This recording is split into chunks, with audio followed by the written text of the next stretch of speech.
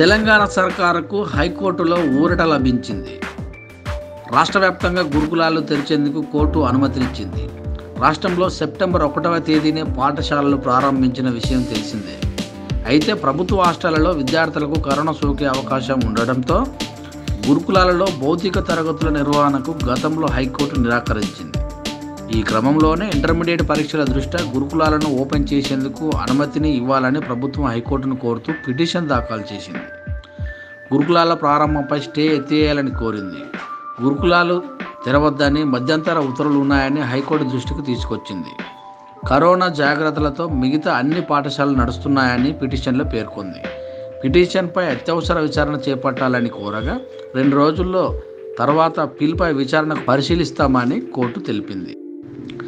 దీంతో పిటిషన్ విచారణకు రాగా గురుకుల పాఠశాలలను తిరిగి తెరిచేందుకు హైకోర్టు గ్రీన్ సిగ్నల్ ఇచ్చింది.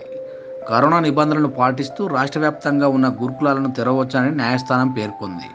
విద్యా సంస్థలలో కరోనా ప్రోటోకాల్ మేరకు అన్ని జాగ్రత్తలు తీసుకున్నామని అడ్వకేట్ జనరల్ బిఎస్ ప్రసాద్ విచారణ సందర్భంగా హైకోర్టుకు తెలిపారు. దీనిపై కోర్టు సంతృప్తి వ్యక్తం చేసింది. గతంలో ఇచ్చిన ఆదేశాలను సవరించింది. దీంతో గురుకులాలలో ప్రత్యక్ష ఆన్లైన్ బోధనకు లైన్ క్లియర్ అయింది. ప్రత్యేక కథనం V3 న్యూస్.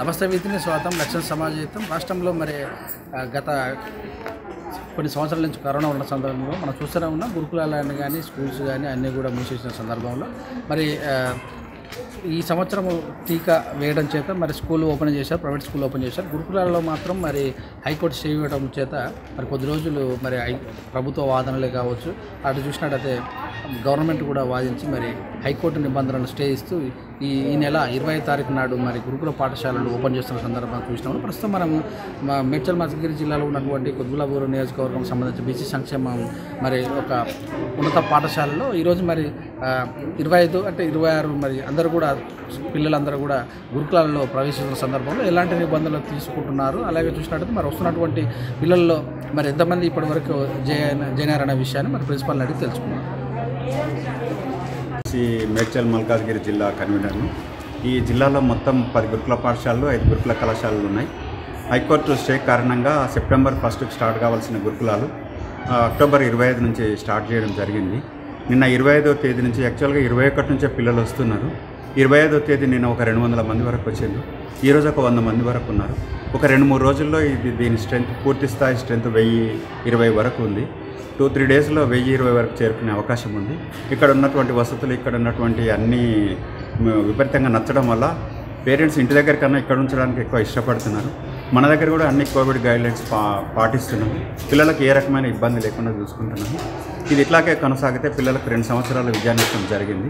భవిష్యత్తులో వాటిని పూడ్చుకునే అవకాశం ఉంటుంది. గురుకుల పాఠశాలలో 24 గంటలు మా దగ్గరనే ఉంటారు కనుక వాటిని వీలైనంత వరకు రికవర్ చేసే అవకాశం ఉంటుంది. పిల్లలను మళ్ళీ పూర్తి స్థాయిలో తీర్చిదిద్దామన్న ఆశాభావాన్ని వ్యక్తం చేస్తున్నాను.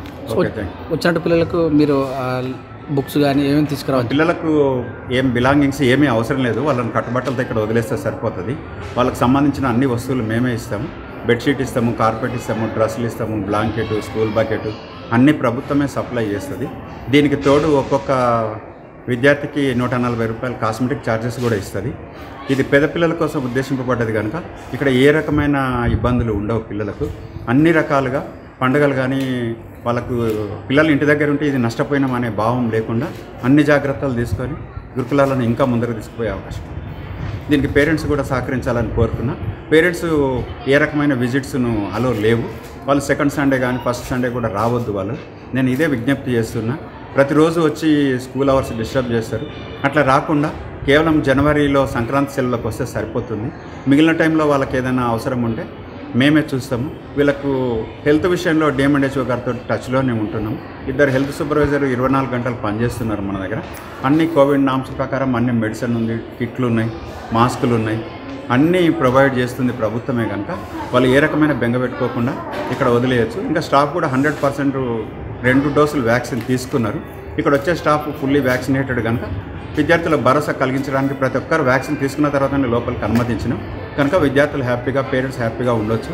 వాళ్ళని చదువుకోవడానికి అందరూ సహకరించాలని కోరుతాను. వ్యాయామాలు ఎలా ఉంటాయి?